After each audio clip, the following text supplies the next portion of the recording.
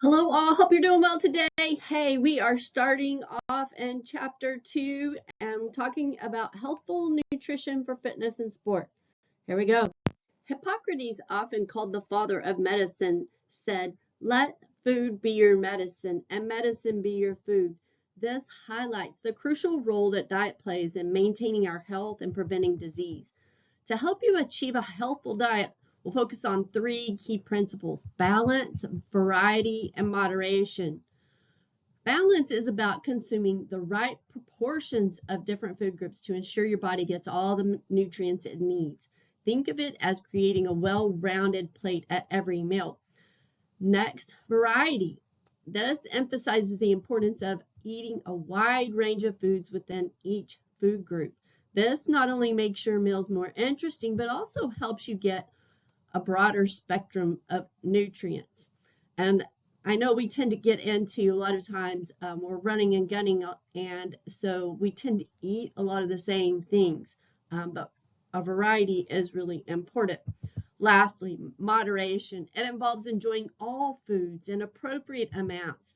It's about not overindulging in any one thing and maintaining a healthy weight and overall wellness. We also adopt a total diet approach to healthy eating, which is endorsed by the Academy of Nutrition and Dietetics. This approach focuses on overall dietary patterns rather than isolated nutrients, allowing for flexibility and personalization in your dietary choices. In this presentation, we'll also introduce the Prudent Healthy Diet, which is a set of guidelines that we use throughout the text to support healthful eating habits. These guidelines will provide actionable tips to help you incorporate balance, variety, and moderation into your daily life.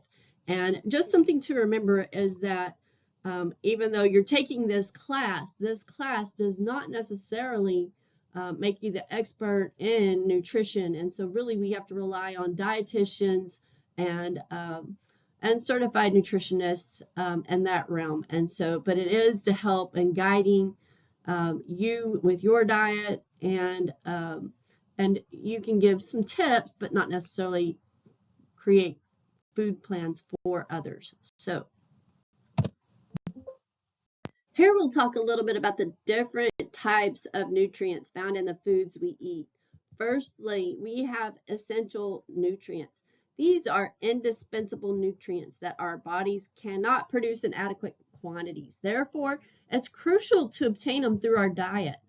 Essential nutrients include vitamins, minerals, amino acids, and fatty acids that are vital for our health and well-being. Next, there are non-essential nutrients. Unlike essential nutrients, our bodies can synthesize these nutrients, so we don't need to obtain them directly from our diet. However, they still play an important role in maintaining our health. Unless there are, of course, other substances that may have various effects on our health. These include phytochemicals, antioxidants, and fiber. While not classified as essential nutrients, these compounds can contribute to our overall health by providing additional benefits such as reducing inflammation, protecting against chronic diseases, and aiding the digestion. Understanding the different types of nutrients in our food helps us appreciate the importance of a balanced and varied diet, ensuring we provide our bodies with all the essential and beneficial substances that we need. So what are essential nutrients?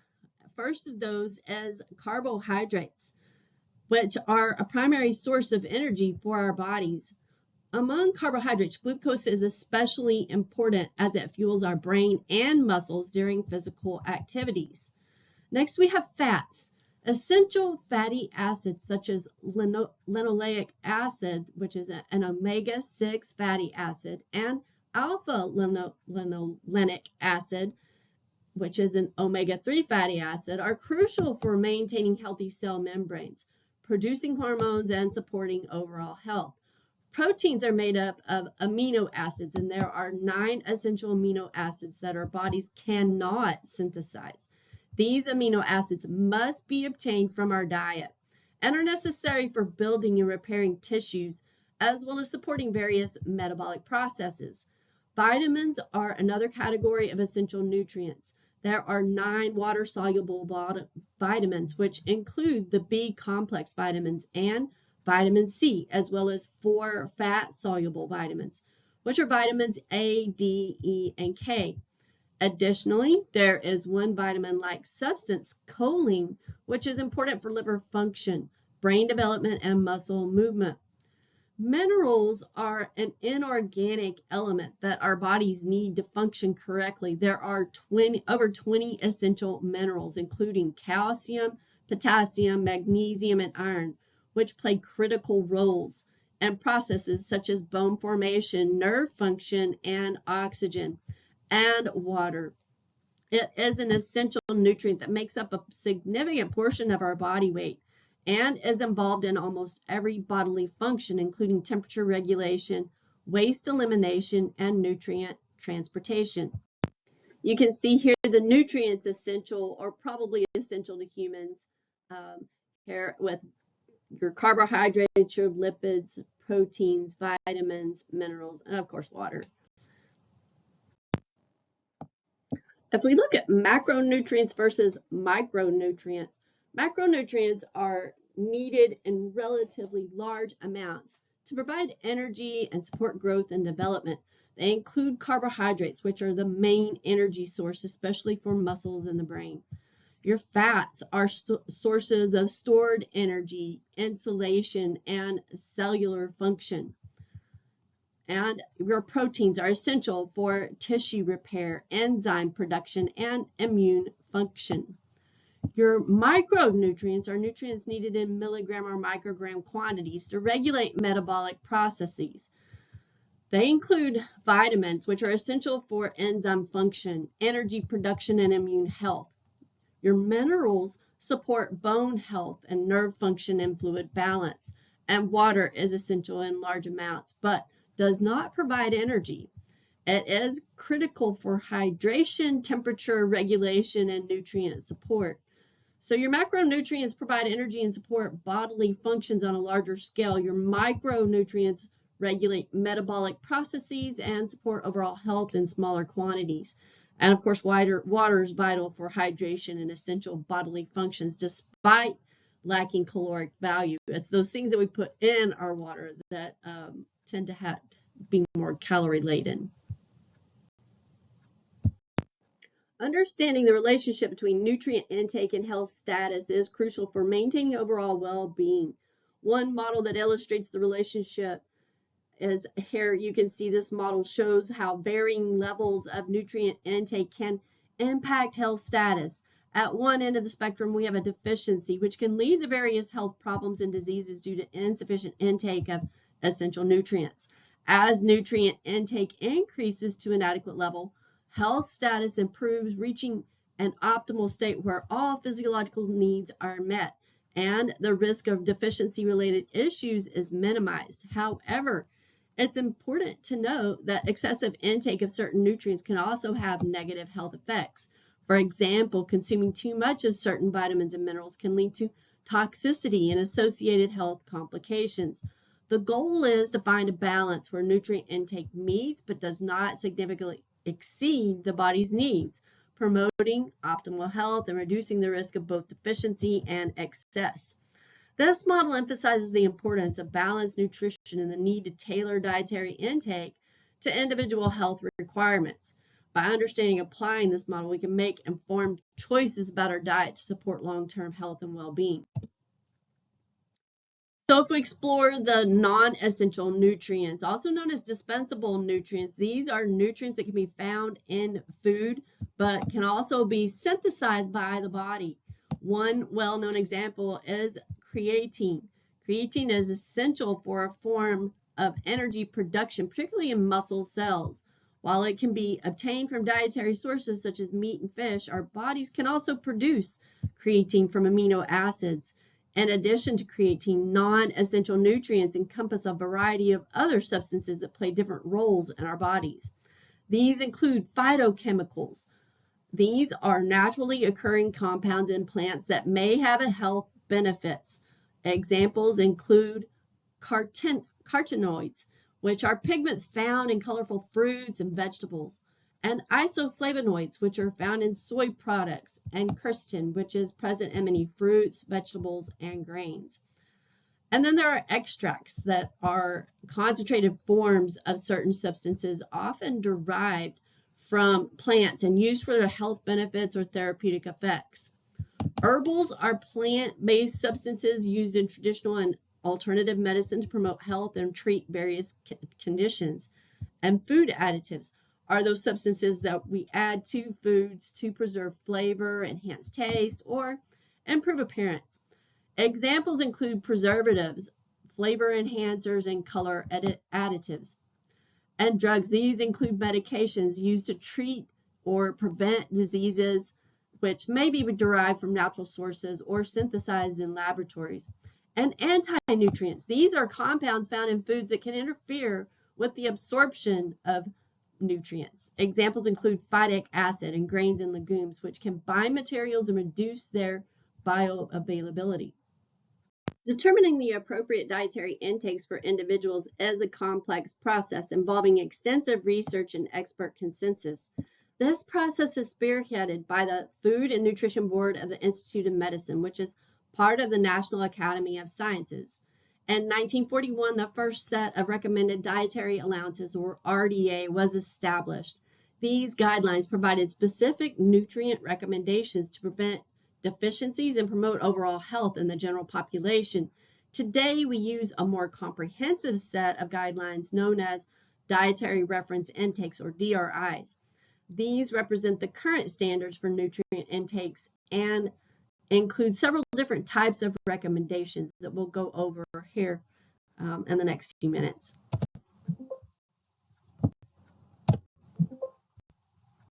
The RDA is the average daily intake level of a nutrient that is sufficient to meet the nutrient requirements of nearly all, about 97 to 98% healthy individuals in a specific life stage and sex group.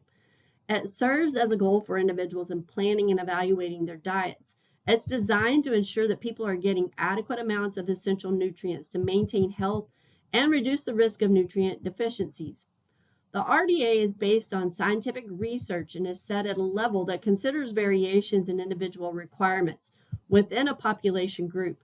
It's an important tool for nutritionists, health professionals, and individuals to ensure balanced and adequate nutrition.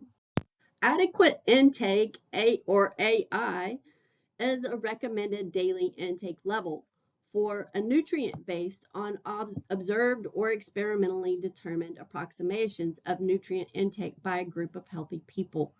When there isn't enough scientific data to establish an estimated average requirement, or EAR, or recommended dietary allowance, or RDA, experts may set an AI based on their best judgment and available evidence. This ensures that there is still a guideline available for nutrient intake, even if it's not as precise as an EAR or RDA. The AI helps provide guidance on nutrient intake levels when exact requirements are not fully established due to limitations in scientific knowledge or research data. The upper intake level, or UL, is the highest level of daily nutrient intake that is likely to pose no risk of adverse health effects to most individuals in the general population. Its purpose is to serve as a guideline to help individuals avoid excessive intake of nutrients that could potentially lead to toxicity or adverse health effects if consumed regularly at high levels. The UL is considered as a maximum safe intake for a nutrient over an extended period of time. It's based on scientific research and is set with a margin of safety to protect the majority of the population from harm.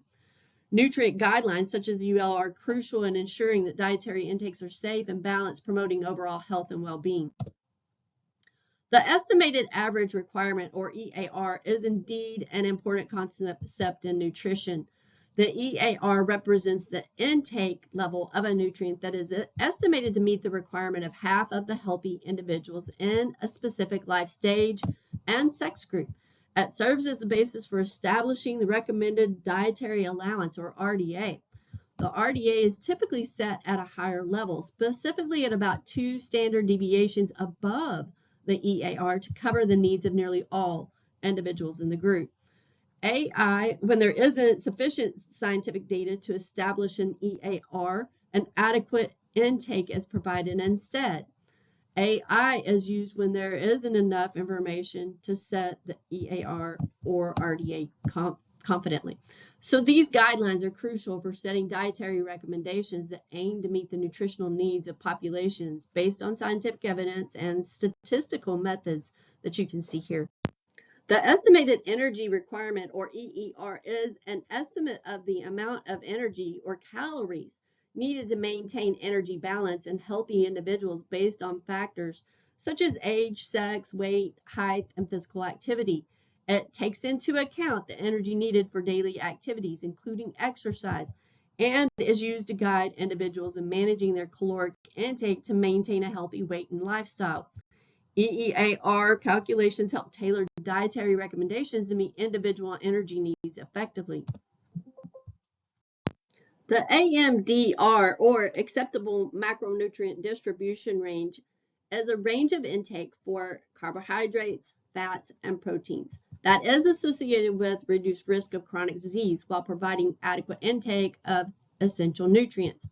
It is expressed as a percentage of the total energy intake. So carbohydrates typically should be about 45 to 65% of the total daily energy intake. Fat, on the other hand, should be about 20 to 35% of the total daily energy intake, and protein about 10 to 35%. These ranges are designed to guide individuals in achieving a balanced diet that meet nutritional needs while reducing the risk of chronic diseases such as cardiovascular disease, diabetes, and obesity. They provide flexibility in dietary planning while ensuring essential nutrient adequacy and overall health. The AMDRs can be used to plan and evaluate a person's diet to calculate how many grams of carbohydrate, fat, and protein an adult should consume. You first need to know the number of kcals recommended. Then, using the AMDR ranges, determine the percentage of kcal to apply toward carbohydrate, fat, and protein. You want to keep in mind that the percentages may add up to 100%, or they must add up to 100%.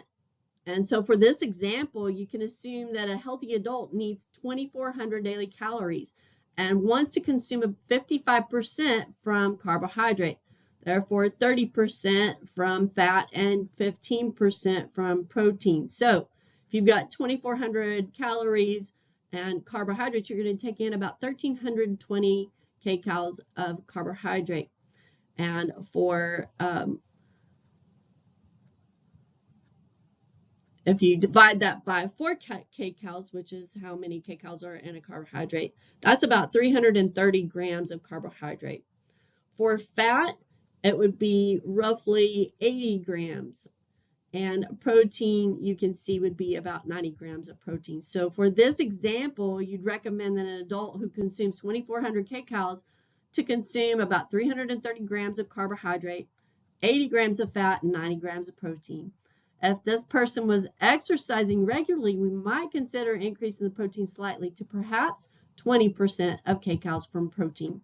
By increasing protein by 5%, we would have to reduce the percent of kcal from your carbohydrates or fat by 5%. I would probably say by the fat. A balanced diet refers to eating a variety of foods in appropriate proportions to achieve and maintain good health and well-being. Here's how a balanced diet supports various aspects of health. It's really important for support growth and development. It provides essential nutrients like proteins, vitamins, and minerals that are necessary for the growth and repair of tissues, ensuring proper development in children and maintaining tissue integrity in adults. A balanced diet supplies the necessary nutrients to support biochemical reactions and metabolic processes in the body, such as digestion and energy production and hormone regulation. It's also important to provide adequate energy. It ensures that we're receiving sufficient energy from carbohydrates, fats, and proteins to fuel daily activities and maintain a healthy weight. Factors that influence nutrient needs and the concept of a balanced diet include age. Nutrient requirements vary across different life stages from infancy to old age. Gender. Our biological differences between males and females can influence our nutrient needs as well. And lifestyle. Our physical activity levels and overall lifestyle choices impact caloric and nutritional requirements. And sports. Athletes may require specific nutrients to support performance, recovery, and endurance. And then our health status. So certain medical conditions or health goals, such as weight management or managing chronic diseases, may require tailored dietary approaches. The MyPlate Food Guide is the most recent dietary guidance system that represents the 20 to 25 dietary guidelines for Americans. It is designed to help promote health through proper nutrition and physical activity. The MyPlate Food Guide focuses on 6 food groups: fruits, vegetables, protein, grains, dairy, and oil. It is developed by the U.S. Department of Agriculture, or USDA, to provide a visual representation of a healthy and balanced diet. MyPlate provides basic advice on selecting foods from each group. Whole grains. MyPlate recommends that at least half of the grains consumed should be whole grains, emphasizing their higher nutritional value compared to refined grains. It also advises choosing whole fruits, fresh, frozen, canned, or dried, over fruit juices to maximize fiber intake and to minimize added sugars. And MyPlate offers 12 different daily food plans designed to provide nutritionally adequate diets ranging from 1,000 to 3,200 calories per day. These plans are tailored to meet various energy needs and nutritional requirements based on individual circumstances. After meeting the required food group needs, individuals can fulfill their remaining calorie requirements by selecting foods that provide energy but may have lower nutritional value, such as those in added sugars, solid fats, or alcohol. These are often referred to as sources of empty calories. MyPlate serves as a practical tool for consumers to make informed food choices that align with dietary guidelines, promoting balanced nutrition and healthy eating habits. Table 2.4 provides a sample MyPlan for a person consuming a 2,000 calorie diet. And you can see the grains. You want to eat at least half of them from whole grains, and recommended that you get about 6 ounces per day. And then you can see the sample serving equivalent. 1 ounce of grain is 1 slice of bread, or half a cup of cooked pasta, 1 tortilla, 1 pancake, or 1 cup of ready-to-eat cereal. As far as vegetables are concerned, you want to select a variety of vegetables from the 5 different groups: dark green, red, and orange, the colors of the rainbow. And you need 2.5 cups of them. 1 cup, it would be like a raw or cooked vegetable, so you would need 2.5 servings of that.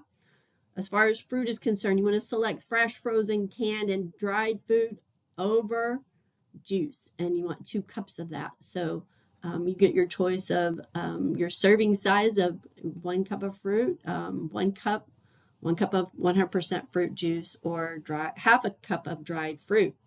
And then dairy, you want to choose fat-free or low-fat milk or yogurt over cheese, and you need 3 cups. So serving size, again, 1 cup of milk, or a fortified milk alternative, yogurt, 1.5 ounces of natural cheese, and 2 ounces of processed cheese. And then your protein. So you want to eat a variety of protein-rich foods, always making sure to select your lean options. Recommended that you get about 5.5 ounces. And so with serving sizes, you think about your lean meat, poultry, seafood, about 1 ounce of that, 5.5 times that, or 1 egg, or a tablespoon of peanut butter. The key nutrient concept emphasizes focusing on 8 essential nutrients that are crucial for human performance. Protein, which is essential for growth, tissue repair, and enzyme production. Thiamine, or vitamin B1, supports energy metabolism and nerve function.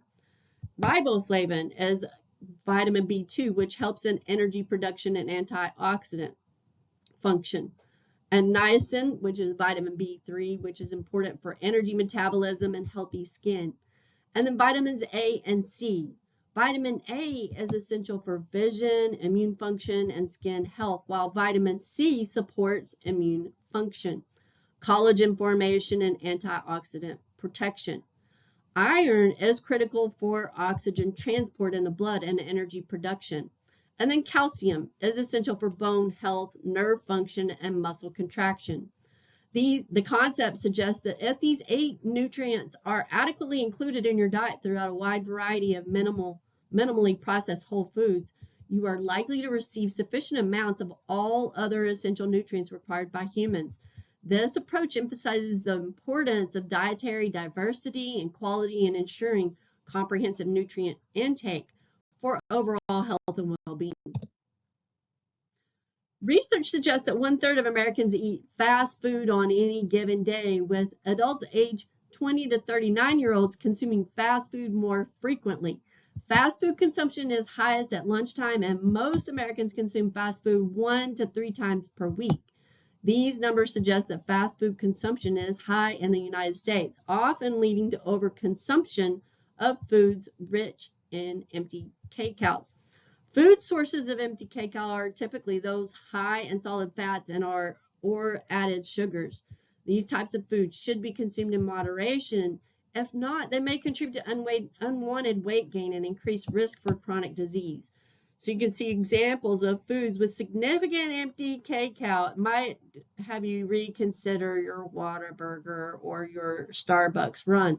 So a 16 ounce of vanilla frappuccino is 400 kcals with 10 grams of saturated fat and 57 grams of sugar. And that fast food deluxe burger, Whataburger, 590 kcals with 11 grams coming from saturated fat and 8 grams of sugar. Nutrient density refers to the amount of essential nutrients such as vitamins, minerals, protein, and fiber in a food relative to its calorie content. And so with that, your nutrient-dense foods provide a substantial amount of essential nutrients per serving compared to their calorie content. These foods are rich in vitamins, minerals, and other beneficial compounds that support health. Nutrient density is often referred to as providing quality calories because these foods offer more nutrition per calorie consumed.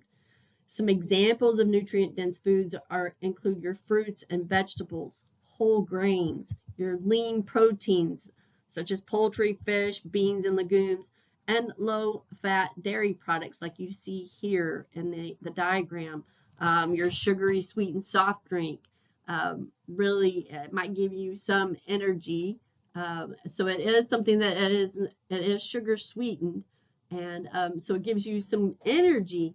But you can see the milk, the 8 ounce fat-free milk provides as much more nutrient dense, and then it provides energy, protein, vitamin A, thiamine, riboflavin, and calcium. So choosing those nutrient-dense foods helps individuals meet their nutritional needs while managing calorie intake and promoting overall health and reducing the risk of chronic diseases such as obesity, diabetes, and heart disease. In contrast, foods that are low in density, nutrient dense, but high in calories such as sugary beverages and snacks provide energy in the form of calories, but they lack essential nutrients. Prioritizing nutrient-dense foods in your diet supports optimal nutrition and health. And this is, of course, a table. It covers the 8 nutrients in significant food sources from plants and animals. Using the MyPlate food guide can be a valuable tool for promoting optimal nutrition and maintaining a healthy body weight, especially when combined with the key nutrient and nutrient density concepts.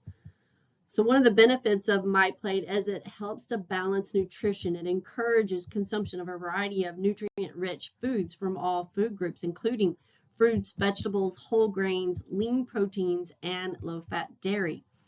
It also emphasizes portion control and encourages moderation in consuming foods high in solid fat and added sugar. The visual representation of MyPlate helps individuals understand the proportions of different food groups that should ideally make up a healthy meal. Focusing on key nutrients ensures that essential nutritional needs are met, which is critical for overall health and well-being. And prioritizing nutrient-dense foods helps optimize nutrient intake relative to caloric intake, supporting health and reducing the risk of chronic diseases. Individuals who frequently consume foods high in solid fat and added sugar despite following MyPlate guidelines may undermine their efforts to achieve optimal nutrition and may increase the risk of chronic health problems such as obesity, cardiovascular disease, and diabetes. In summary, while MyPlate provides a solid framework for achieving optimal nutrition, the overall effectiveness depends on making thoughtful food choices within each food group to prioritize nutrient density and balance. Harvard's Healthy Eating Plate is a more detailed version of the USDA's MyPlate. It's based on recent nutrition research and isn't influenced by agricultural policy or the food industry. Some differences between the two plates include, you can see the sections. Harvard's plate has a whole grains section instead of a grains section. And the Harvard's plate suggests equal portions of whole grains and healthy protein, each taking up a quarter of the plate. Harvard's plate recommends a higher ratio of vegetables to fruit. And Harvard's plate recommends healthy oils like olive oil and avoiding trans fats and butter. Harvard's plate also suggests limiting milk and dairy to 1 to 2 servings per day. And as far as drinks are concerned, it recommends water and staying active, while MyPlate includes a glass of milk. Now, Harvard's plate recommends limiting juice to a small glass per day and avoiding sugary drinks.